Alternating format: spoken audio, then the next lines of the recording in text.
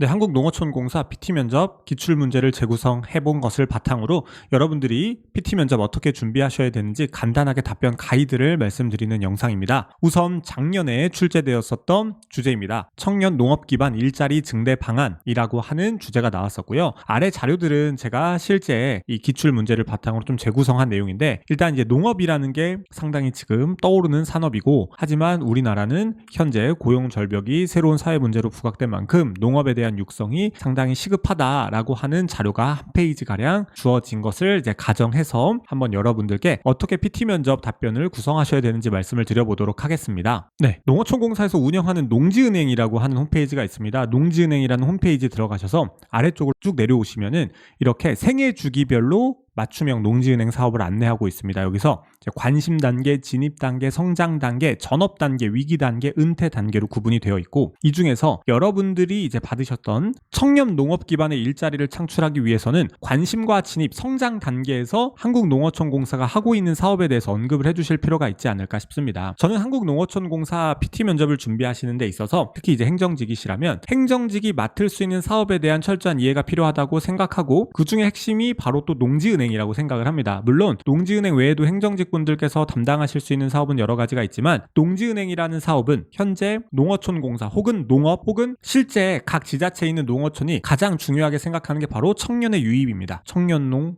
그리고 청년의 어떤 농어촌으로 전입하는 부분, 비단 농업 분야뿐만이 아니라 우리 사회에서 매우 중요하게 여기는 부분인데, 그 중요한 부분을 지원할 수 있는 사업 중에 하나가 바로 이 농지은행 사업입니다. 농지은행 사업을 통해서 한국농어촌공사는 정말 농지가 필요하신 분들한테 농지를 저렴한 가격으로 대출을 해드리기도 하고, 농업에 필요한 초기 운전 자금이라던가 시설 자금을 대여를 해주기도 합니다. 그리고 당연히 농업에 대한 교육도 해주고 컨설팅도 해주고 있는데요. 그러한 사업을 농지은행을 중심으로 제공을 하고 있습니다.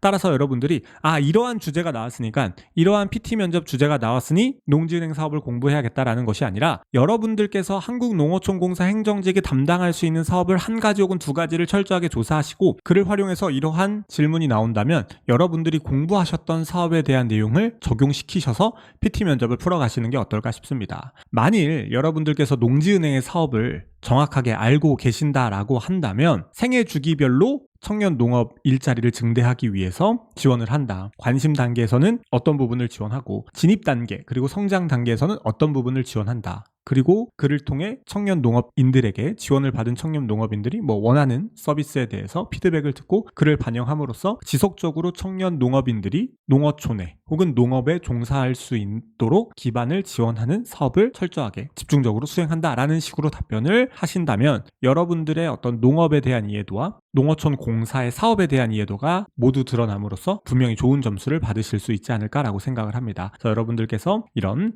농어촌 공사 사업에 대한 이해를 바탕으로 PT 면접을 준비하시는 걸 추천드리고요. 공자면접이 운영하는 면접 실전 단기 특강이라고 하는 별도 강의에서 이런 부분을 더 깊이 있게 좀 다뤄보도록 하겠습니다. 그러면 PT 면접 기출 문제를 바탕으로 해서 여러분들이 답변을 준비하셔야 되는 가이드를 만들어 보았습니다. 그러면 다음 영상에서 뵙겠습니다.